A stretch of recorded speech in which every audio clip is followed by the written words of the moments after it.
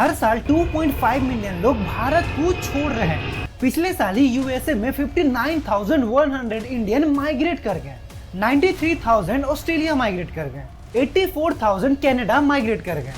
और ऐसा नहीं है कि ये सिर्फ लीगली ही माइग्रेट करते हैं। 2023 में 96,917 इंडियन पकड़े गए इलीगली बॉर्डर को पार करते हुए। ऑस्ट्रेलिया, अमेरिका, कनाडा, यूके और दुबई जैसे देशों में लीगली चाहे इलीगली ये माइग्रेट क्यों कर रहे हैं?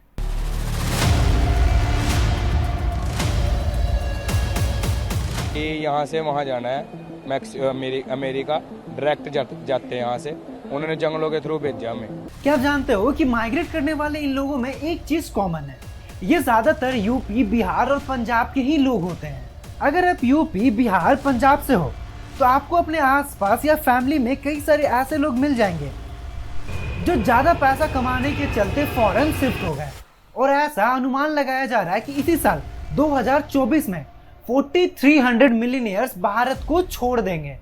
इसके पीछे कई सारे कारण हैं जिसको मैंने 4 चैप्टर में बांटा है। तो वीडियो स्टार्ट करने से पहले चैनल को सब्सक्राइब कर दीजिए और वीडियो को लाइक कर दीजिए। चैप्टर नंबर 1, ये सुनने में थोड़ा वियर्ड सा है, लेकिन इंडिया के मुकाबले यूएसए, यूके, ऑस्ट्रेलिया, दुबई जैसे कंट्रीज में लाइफ बेटर है। जब हम भारत में सुबह उठते हैं और बाहर निकलते हैं तो हमें कुछ ऐसा नजारा देखने को मिलता है।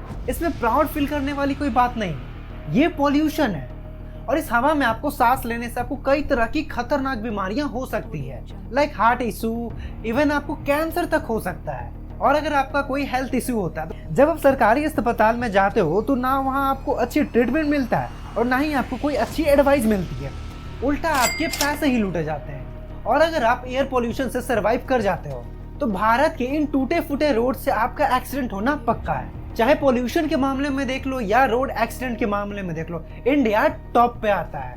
2022 में ही 4,61,312 एक्सीडेंट हो चुके हैं। वहीं अमेरिका में 42,514 है, जो इंडिया के मुकाबले काफी बेटर है। चैप्टर 2, वीडियो के स्टार्टिंग में मैंने कहा था कि यूपी, बिहार और पंजाब से ज्यादातर लोग काम के सिलसिले में फॉरेन माइग्रेट कर जाते हैं। जब मैं रिसर्च कर रहा था तो मैं शॉक्ड हो गया यह देखकर। देखिए, भारत में ट्रक ड्राइवर को पर आवर 91 रुपीज मिलता है और अगर वो 8 घंटे ट्रक चलाता है तो 788 रुपए उसके बनते हैं। और वहीं अगर आप पूरे महीने का जोड़ लो तो 21,840 रुपए होते हैं। वहीं अगर आप कनाडा से कंपेयर करते हो तो डाटा काफी ज्यादा अलग है। उन्हें पर आवर के $25 मिलते हैं। अगर इसे हम इंडियन रुपीज में कन्वर्ट करें तो 1 घंटे का 2,075 रुपए हो जाता है। और अगर ये ट्रक ड्राइवर 8 घंटे ट्रक को चलाते हैं तो इन्हें 16,600 रुपए एक दिन के बनते हैं। और अगर आप महीने के जोड़ लो तो 4,98,000 रुपए होते हैं। इतना तो हमारे यहाँ 18 घंटे मेहनत करके यूपीएससी निकालने पर भी नहीं मिलता, जितना इन्हें सिर्फ 1 महीने में मिल जाता है। और जितना ये 1 महीने में कमा लेते हैं शायद ही इंडियन ट्रक ड्राइवर 1 साल में भी कमा पाए। यूएसए में $30, यूके में 12 पाउंड, ऑस्ट्रेलिया में $36 ट्रक ड्राइवर को पर आवर मिलते हैं। और यहाँ तक कि इंडियन ट्रक ड्राइवर को ना ही अच्छे पैसे और ना ही अच्छी सुविधा मिलती है as compared to Australia, Canada और अमेरिका जैसे देशों में। और ये सिर्फ ट्रक ड्राइवर पर ही लागू नहीं होता है, वहाँ रोड साफ करने वाले, प्यून को, रेलवे कर्मचारी को, सबकी स्थिति ऐसे ही सेम है। सबकी सैलरी और लाइफस्टाइल भारत से काफी अच्छी है। चैप्टर 3, जस्टिस सिस्टम से सिर्फ एक ही चीज याद आता है, वो है 5.1 करोड़ पेंडिंग केसेस। यहाँ की कोर्ट जस्टिस सिस्टम इतना ज्यादा स्लो है कि क्या ही कहें। रेप जैसे केसेस को सजा सुनाने में इंडियन कोर्ट को 8 से 9 साल लग जाते हैं। तो बाकी केसेस के बारे में आप क्या ही सोच सकते हो। आपको मैं एक छोटा सा एग्जांपल देता हूँ। हाल में भी पुणे में पोर्स कार एक्सीडेंट हुआ पुणे में, जहाँ एक लड़के ने अपनी कार से 2 इंजीनियरों को कुचल डाला और उनकी वहीं पे मृत्यु हो गई। एंड जानते हो कि जब ये केस कोर्ट में गया तो कोर्ट ने क्या सजा सुनाया? कोर्ट इसे सिर्फ 300 वर्ड में ऐसे लिखने को कहा। ऐसा ही सेम केस फ्लोरिडा के टेम्पा में होता है। 24 साल का एक लड़का अपने फोर्ड मस्टैंग से जीटी रेसिंग कर रहा था और इस रेसिंग के दौरान ये 2 लोगों को कुचल देता है, जिसके कारण उनकी वहीं पे मृत्यु हो जाती है। तो वहां की कोर्ट ने 300 शब्द में ऐसे लिखने को नहीं कहा, बल्कि इसे 24 साल की सजा सुनाई। एंड क्या आप शॉकिंग बात जानते हो? ये लड़का अभी भी जेल में अपनी सजा काट रहा है। ये होता है जस्टिस सिस्टम, ना कि 300 वर्ड में बस ऐसे लिख दो। एंड सोचने वाली बात तो ये है कि 5.1 करोड़ केसेस में कितने ऐसे भी लोग हैं जो आज जिंदा भी नहीं होंगे। तो ऐसा जस्टिस सिस्टम काहे को कि आप जीते जी आपको न्याय ही ना मिल पाए। जिस देश में एयर पोल्यूटेड हो, लाखों एक्सीडेंट होते हो, ना ही अच्छी हेल्थ केयर हो, ना ही अच्छा जस्टिस सिस्टम हो, और ना ही मजदूरों को अच्छी सैलरी और लाइफस्टाइल मिले, तो लोग तो वहां से माइग्रेट करेंगे ही ना। लेकिन हाँ, एक बात है जो यहाँ आपको तारीफ करना होगा, वो है कि यहाँ हम टैक्स भर भर के देते हैं और बदले में हमें फैसिलिटी कुछ भी नहीं मिलता। जितना हम टैक्स भरते हैं, शायद अगर उसका आधा भी हमें अगर फैसिलिटी मिलता है ना, तो हमें बुरा नहीं लगता। एंड इस वीडियो के थ्रू आप ये भी समझ सकते हो कि इंडिया में प्रॉब्लम कहाँ पर है।